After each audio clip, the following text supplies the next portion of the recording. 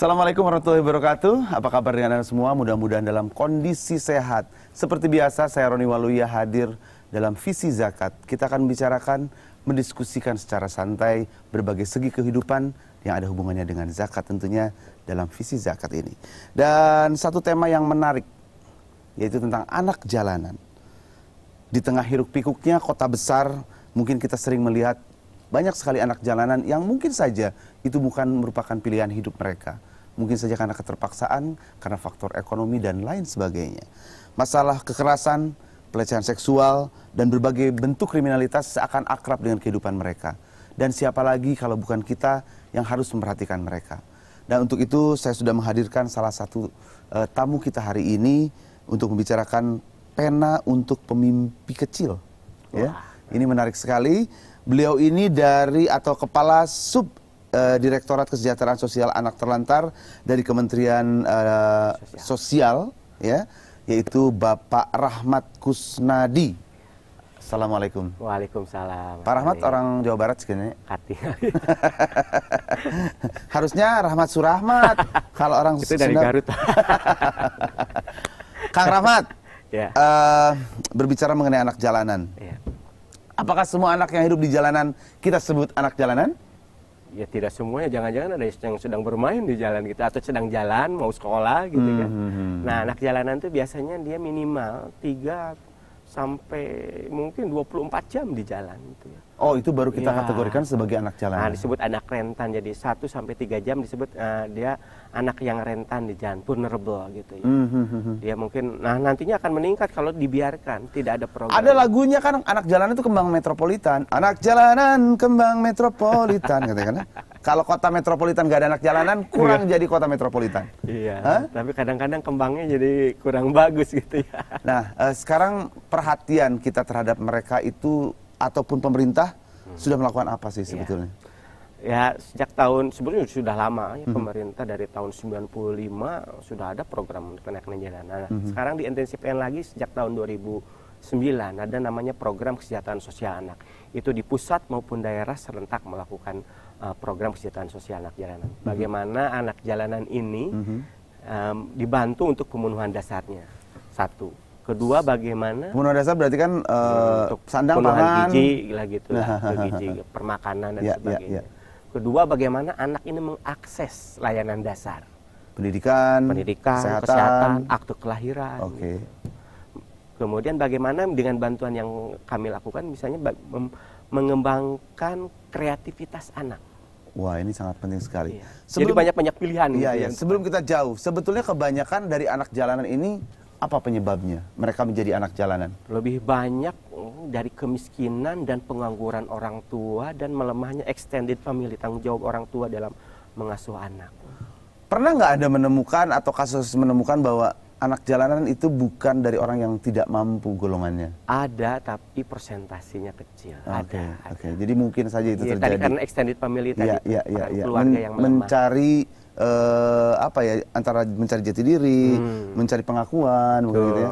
Nah, sekarang kalau misalnya kita lihat tadi programnya sudah banyak, tapi kok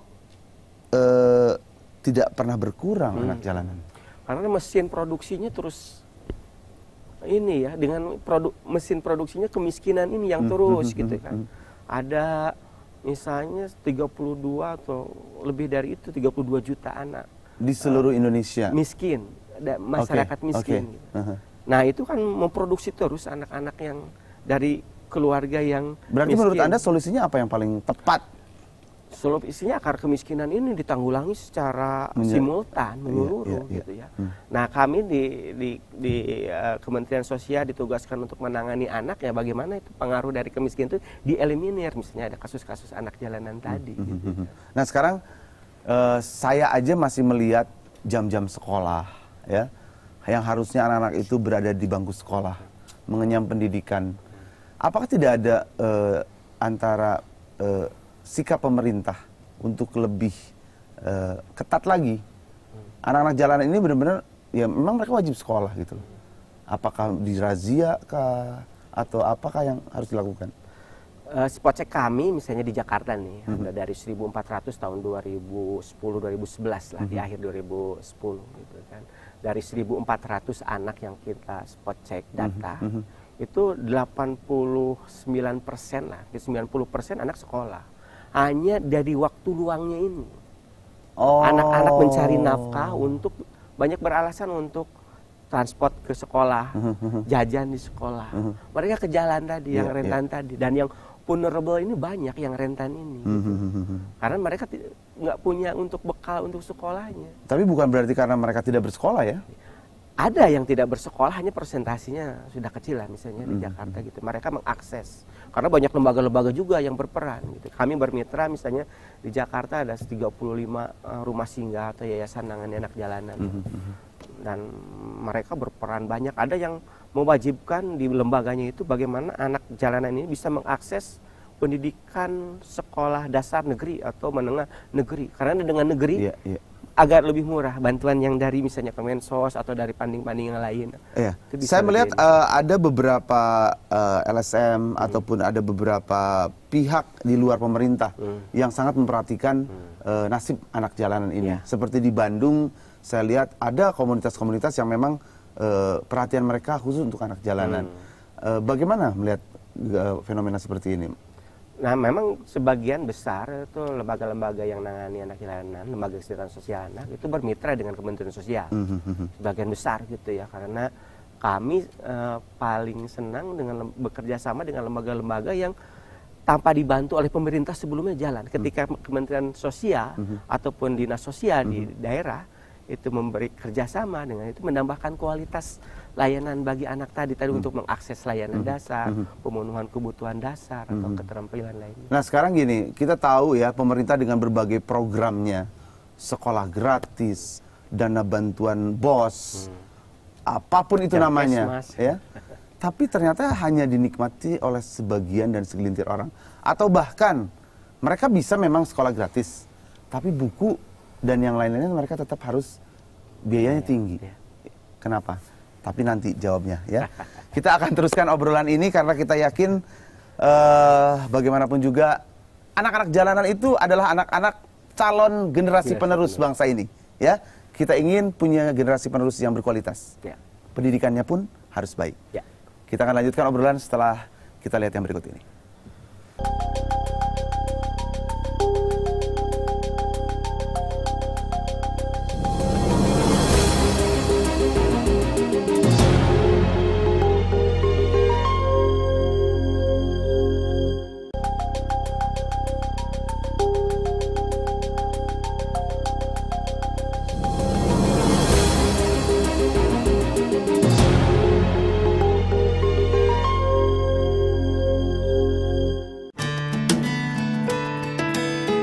Jumlah anak jalanan terus bertambah. Kota-kota besar seperti Jakarta menjadi salah satu tempat anak-anak jalanan mengadu nasib. Motif kebutuhan ekonomi atau dipaksa untuk turun ke jalan oleh orang dewasa adalah dua motif besar yang mengakibatkan anak-anak berada di jalanan sebagai pengamen atau pengemis. Data dari Kementerian Sosial menunjukkan saat ini terdapat sekitar 230.000 anak jalanan. Beragam upaya dilakukan untuk mengurangi jumlah anak jalanan. Namun, sering kebijakan penanggulangan anak jalanan tidak diimbangi upaya peningkatan kesejahteraan yang merata. Akibatnya, jumlah anak jalanan bukannya berkurang, namun terus bertambah. Di balik kekurangan keberuntungan para anak jalanan, tersimpan potensi besar. Dengan pembinaan yang tepat, sasaran dan cara, anak-anak jalanan dapat diarahkan menjadi individu yang berguna untuk dirinya, untuk negara, dan untuk agama.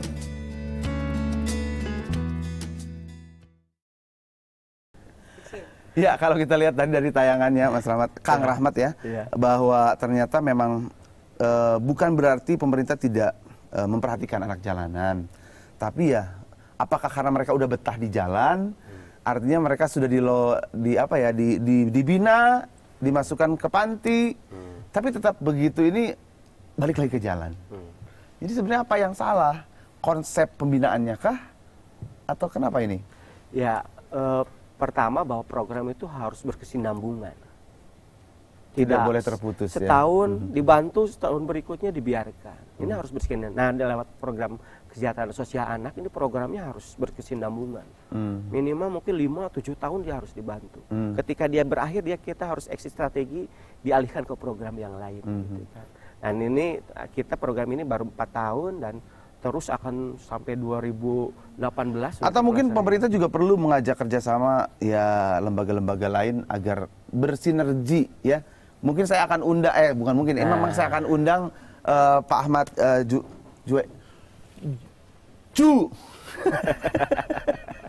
Pak Ahmad tuh udah datang. Ya, selamat datang. Waalaikumsalam. Ini kalau sama Pak Ahmad tuh agak ini karena tiap hari kita ketemu sebenarnya gitu ya. Gimana, sehat, Mas? Alhamdulillah sehat. Bagaimanapun juga perhatian kita terhadap saudara-saudara kita, terutama anak-anak nih, anak-anak jalanan. Ada nggak program khusus Dompet Duafa yang fokusnya ke anak jalanan? Oh, ada sekali. Jadi maksudnya kita memang sudah lama membina anak jalanan itu. Ada cerita awalnya begini, anak jalanan ini pernah punya tempat tinggal sementara. Nah, kemudian mau tanda petik diusir oleh orang yang digusur. Iya, digusur. Nah, minta tolong melalui seorang sampai kepada kita lah intinya. Akhirnya kita sewakan sebuah rumah, bahkan kita beli sebenarnya rumah itu kita beli untuk dipakai oleh anak jalanan itu. Jadikan penampungan. Iya. Nah, itu yang kemudian anak jalanan ini dibina oleh si pimpinan dari anak jalanan ini, yang kemudian agak tercerahkan gitu tanda petik, yang kemudian membina dengan cukup baik anak-anak ini. Berarti kalau dilihat sebenarnya mereka itu ada semacam cukongnya ya? Atau iya, bukan cukong lah, koordinator sebenarnya. Koordinator, betul. Jadi anak yang harus dipegang itu koordinatornya sebenarnya. Betul. Dan koordinator ini terlahir bukan hasil satu ini proses alamiah saja, interaksi di antara mereka. Lalu mereka menuakan lah. Tapi Anda melihat nggak ada hal-hal yang terorganisir dalam hal anak jalanan ini? Mereka benar-benar dimanfaatkan untuk menjadi pengemis kah? Oh, itu satu hal lagi ada yang seperti itu pun ada. Nah, misalnya ini juga temuan kita ya di lapangan. Ada di suatu perempatan ada sekitar 14 orang setiap pagi itu di drop oleh mobil pickup gitu. Gitu. Akhirnya kita coba ikuti kemana dia sebenarnya. Ternyata itu dipelihara oleh satu induk semang yang mengambil anak itu sejak masih kecil. Jadi anak itu yang pada saat masih bayi itu sudah diambil oleh dia. Misalnya ada anak terbuang tidak diinginkan orang tua, ditampung oleh dia semua. Nah, akhirnya dikerjakan untuk menjaga di perapatan-perapatan dengan minta tolong itu. Gitu. Kayak saya ingat dulu film Slumdog Millionaire ya kan ya? Betul. Memang dia menciptakan fakir miskin. Dan di Jakarta ini ada sebenarnya. Meskipun tidak se ekstrim itu ya kalau di film. Berarti itu kan kalau yang begitu-begitu nggak bisa disentuh ya? Ya, saya kira itu tugas kita semua. Kalau kami kan konteksnya sebenarnya kita ingin memastikan apakah betul semua orang yang di perempatan jalan di Jakarta ini memang betul-betul pengemis dalam arti fakir miskin. Iya. Tadi dikatakan bahwa 80% katanya sebenarnya mereka sekolah. Yeah. Mereka artinya hanya memanfaatkan waktu luangnya untuk di jalanan. Ya, ada yang seperti itu, tapi ada yang memang betul-betul sudah tidak sekolah lagi. Yang karena niatnya udah dia ingin bebasnya dari orang tuanya. Nah, kalau untuk yang tidak sekolah lagi, ini kan yang paling penting. Artinya bagaimanapun juga pendidikan dasar untuk anak-anak itu sangat penting. Apa yang dilakukan oleh Dompet Duafa? Sejauh mungkin kayak kita suka mengintrodusir pendidikan kepada mereka dalam arti begini. Jadi kalau misalnya kita melihat bahwa mereka itu perlu bacaan, kita kasih buku lah. Tentu buku-buku yang merangsang intelijensia mereka. Kalau misalnya mereka ini perlu dibimbing secara mental spiritual, si orang yang kita anggap sebagai teman kita ini kita anggap untuk kemudian dia juga mengintrodusir itu, memasukkan dengan bahasa. Kang Rahmat, dari pemerintah apakah ada semacam sekolah khusus untuk anak terlantar misalnya atau untuk anak jalanan, atau mereka disekolahkan gratis di sekolah biasa aja? Ya. Kita ada 2 macam layanan buat misalnya lewat yang boarding host gitu ya, dia diasramakan, dan ada yang kerjasama bagaimana anak di komunitas saja, di keluarga saja. Yang di keluarga dia mengakses layanan pendidikan formal atau informal. Kemudian yang di panti gitu ya, ataupun asrama buat anak-anak jalanan, mereka bisa mengakses ada pelayanan-pelayanan di internal di dalam, dan mengakses seperti yang di keluarga tadi, mengakses ke pendidikan-pendidikan formal yang ada di luar, biar agar mereka wajar, mengarungi kehidupannya dengan wajar. Dibina secara mentalnya dulu, ada bimbingan sosialnya bagi mereka. Nah, ada sinergi nggak dengan lembaga-lembaga seperti Dompet Duafa ini? Ada sekali. Ada. Kami sering diundang. Kementerian Sosial sering sekali. Banyak lah, selain tidak hanya Dompet Duafa, banyak lembaga-lembaga. Itu peran masyarakat luar biasa untuk ini. Baik. Jadi ada rapat-rapat khusus tentang anak jalan, kami suka diundang. Ya. Saya cukup ini ya, artinya ya berbangga hati lah, artinya masih banyak perhatian untuk anak jalanan ini. Dan obrolan tentunya kita akan lanjutkan agar pendidikan yang diterima oleh anak-anak jalanan ini ya paling enggak sesuai dengan apa yang seharusnya. Kita lanjutkan obrolan dan kita kembali di Visi Zakat.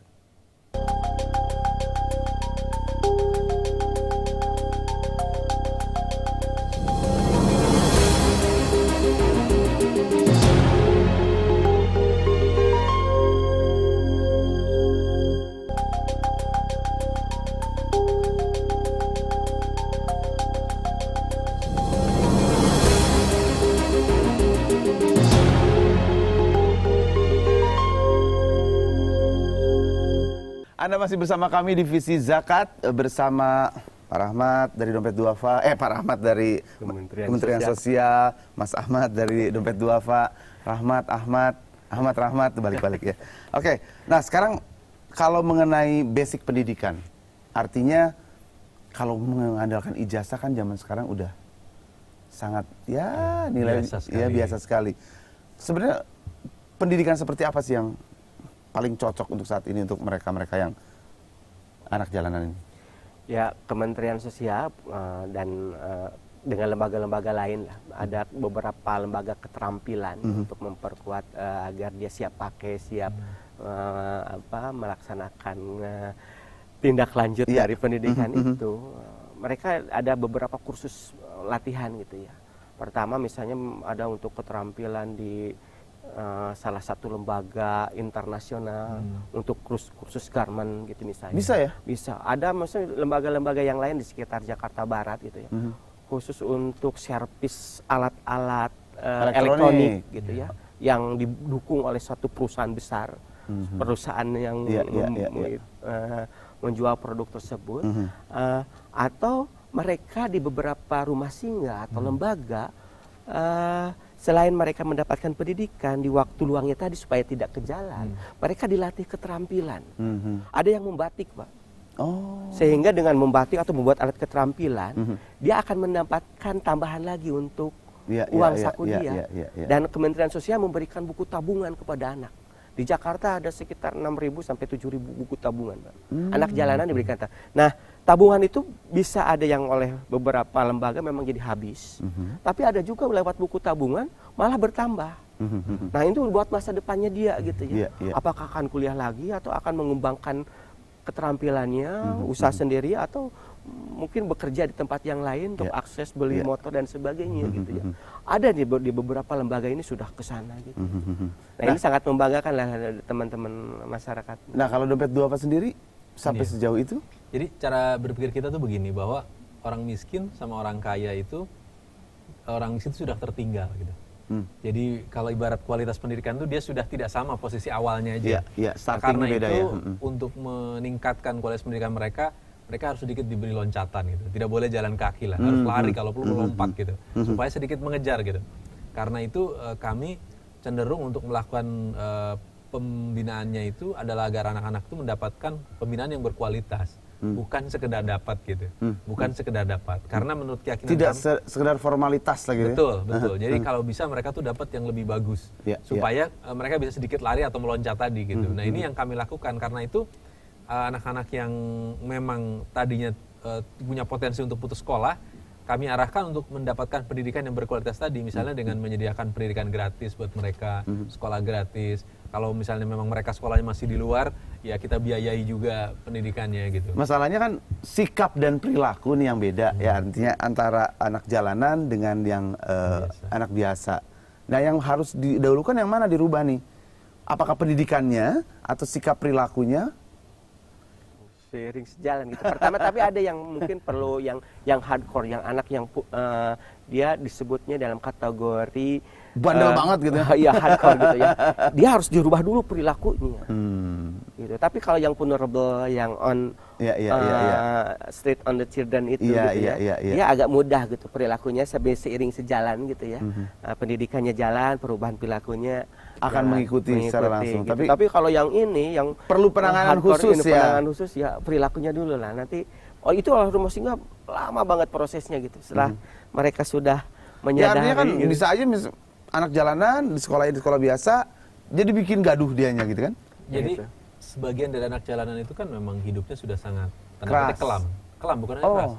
Jadi kita waktu di tempat penampungan kita itu, rumah singgah yang kita ikut membina itu, tidak sedikit anak itu yang baru datang ke situ dengan mabuk, dengan kekerasan, saling memukul di situ, berkelahi, bahkan kadang semua mengaras sampai angkat senjata tajam kayak gitu. Itu sudah seperti itu gitu kondisi. Tapi bagaimana kemudian kita secara perlahan menemani mereka, mengajak mereka untuk bergeser, akhirnya terlibat pada sebuah kegiatan-kegiatan yang lebih bagus, dan akhirnya juga bisa tadi ketika memang mereka udah siap untuk melanjutkan sekolah lagi, kita bisa bantu untuk menyerahkan mereka ke sekolah lagi. Tentu tidak semua anak dari jalan bisa kita sekolahkan lagi, karena ada yang sudah tidak mau sampai mereka yang tidak mau atau memang sudah batas akhir? Tidak mau sekolah formal lagi maksudnya. Memang mereka ada yang sudah dari tidak mau sekolah alternatif formal yang lain gitu kan. Dari sekolah keterampilan, gitu. Keahlian. Bahkan kita ajarin ngeband juga karena dia suka sekali ngamen.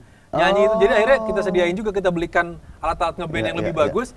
Ruangannya juga kita kedapkan suara sehingga bisa berlatih lebih bebas, dan akhirnya ternyata itu bisa disewakan juga jadi sumber pendapatan juga buat mereka gitu. Dan mungkin bisa didatengin artis-artis yang berasal dari pengamen juga berhasil sekarang. Banyak juga kan? Iya, betul. Nah, kalau bisa ke depannya, mungkin dari pemerintah sendiri ada nggak semacam himbauan atau ajakan kepada siapapun juga, semua pihak, kita sepakat bahwa anak jalanan ini harus menjadi perhatian kita semua.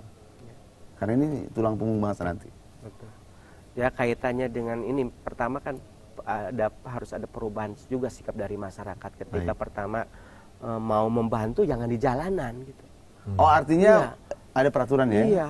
Sampaikanlah kepada lembaga-lembaga yang bisa mengelola itu dan menyerahkan bantuannya ke lembaga-lembaga yang melaksanakan itu satu.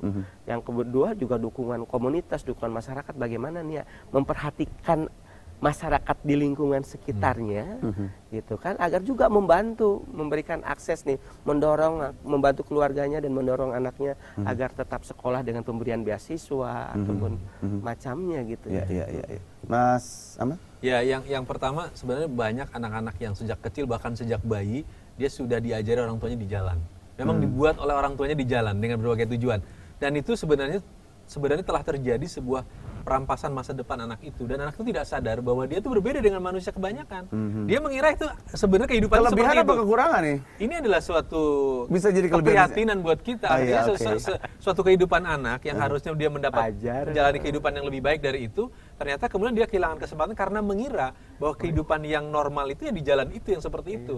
Padahal sesungguhnya sebenarnya bagi manusia yang lebih banyak itu sebenarnya kondisi yang tidak pas gitu. Nah, untuk merubah ini gimana caranya? Ya tentu kita harus mengajak juga orang tuanya yang terlibat membawa anak-anak itu ke jalan itu, agar mereka sadar bahwa sesungguhnya masa depan anak mereka tuh jangan diarahkan seperti itu. Artinya jangan ditarik itu hanya anaknya saja untuk keluar dari jalanan, tapi harus orang tuanya juga yang keluar. Beri kontribusi orang-orang tuanya juga perlu diberdayakan, tidak hanya anak jalanan aja yang ditangani. Artinya ini kan sebuah program kesinambungan. Ada terpadu gitu, terpadu. Ya orang tuanya, ya anaknya, semuanya ada. Iya. Apa yang dilakukan program untuk orang tua ataupun? Pertama yang diperkuat adalah sistem pengasuhan. Dia harus bertanggung jawab nih anak mengasuh. Yang kedua masalah ekonominya gitu kan. Harus diberdayakan orang tuanya seperti yang dilakukan oleh dompet duafa gitu kan untuk nah, anaknya ditangani, orang tuanya juga harus ditangani. Jangan balik lagi anaknya ditangani, orang tuanya tidak, atau orang tuanya yang lain. Jadi akhirnya nggak kecapai harus semuanya. Dua-duanya harus ditangani. Iya. Ya mudah-mudahan saja ya dengan obrolan kita kali ini mengenai pendidikan ya, ini pengen untuk mimpi kecil itu berarti bahwa anak jalanan ini juga sebenarnya mereka punya mimpi. Betul kata Pak Ahmad tadi bahwa mungkin mereka mengatakan ya yang wajar tuh hidupnya seperti ini di jalanan karena mereka lahir di jalanan. Kita berikan tempat pendidikan yang layak untuk mereka semua. Kalau bukan kita siapa lagi? Yuk, mari kita tetap berbagi untuk saudara-saudara kita untuk yang kurang beruntung. Terima kasih Kang Rahmat, Sama-sama. Mas Ahmad, Sama-sama. dan terima kasih juga untuk pemirsa sudah tetap setia bersama kami di sini. Saya Roni Waluya undur diri. Kita ketemu lagi di episode berikutnya di Visi Zakat. Assalamualaikum warahmatullahi wabarakatuh. Waalaikumsalam. Atur nuhun.